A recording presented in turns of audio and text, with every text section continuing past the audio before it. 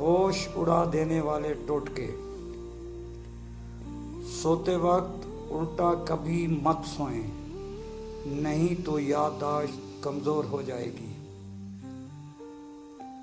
کیکر کی لکڑی کی مسواک کرنے سے دانت سیدھے ہو جاتے ہیں۔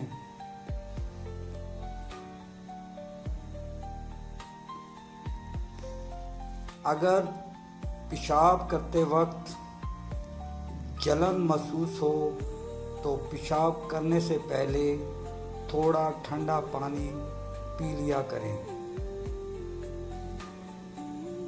آنکھوں کے مرض کی شکایت ہو تو مچھلی کھانا آنکھوں کے لیے بہت نقصان دہ ہے۔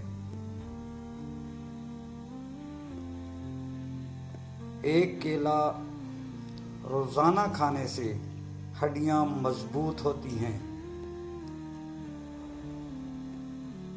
جو عورتیں بچوں کو دودھ پلاتی ہیں وہ اجوائن کو یخنی میں ڈال کر استعمال کریں۔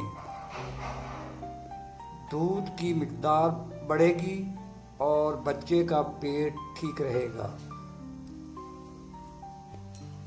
روزانہ 5 منٹ یوگا کر لینے سے نیند پرسکون اور اچھی آتی ہے۔ یاد رکھیں، ہر اچھی بات صدقہ جاریہ ہے۔